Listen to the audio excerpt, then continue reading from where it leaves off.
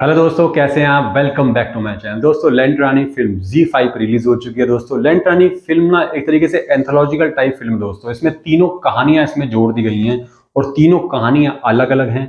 तीनों कहानी का एक दूसरे से कोई भी लिंक नहीं है, बट तीनों कहानी का जो मैसेज है वो दोस्तों एक ही है।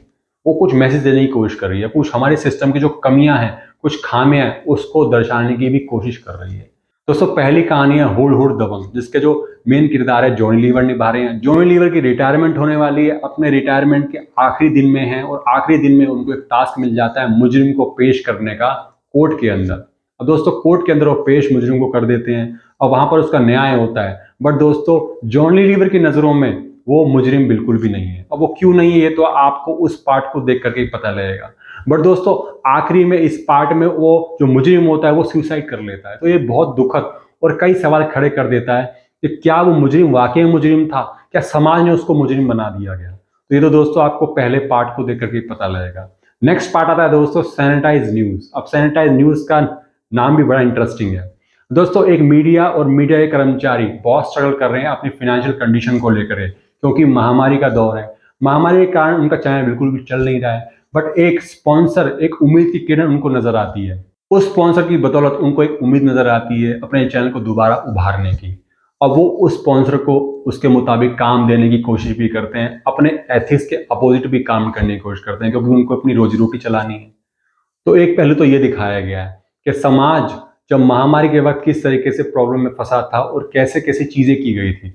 उस दौरान बड़ी बड़ी कंपनी भी छोटी छोटी चीजें बेच करके अपना गुजारा कर रही थी। वो ही बहुत खूबसूरती से डायरेक्टर ने दिखाया है इस फिल्म के अंदर। दोस्तों लास्ट है दोस्तों धरना जारी है। धरना जारी में दोस्तों चंद्र कुमार अपनी प्रधान पत्नी, जो पंचायत की प्रधान है, उसको लेकर के धरने में बैठे हुए हैं। वो अपने गांव के जिले की डेवलपमेंट के लिए कुछ मांगे मनवाना चाहती है, इसलिए वो धरने पे बैठी हुई है।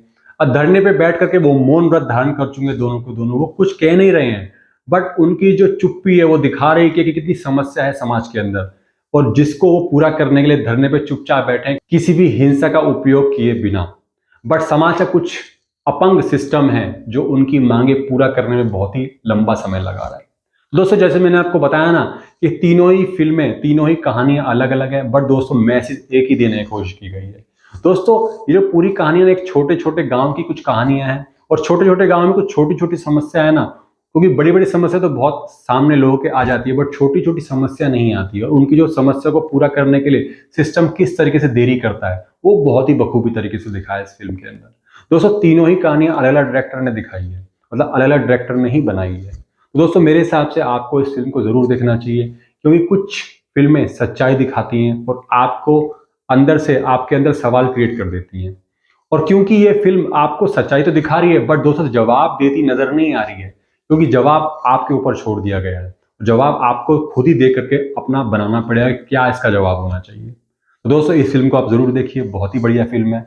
और इस फिल्म का रिव्यू आपको कैसा लगा कमेंट बॉक्स में जरूर बताइएगा, और ऐसी बढ़िया बढ़िया मूवीज की रिव्यू मैं आपके सामने हमेशा लेकर के आता रहूंगा। तब तक दोस्तों चलता हूं। जय हिंद।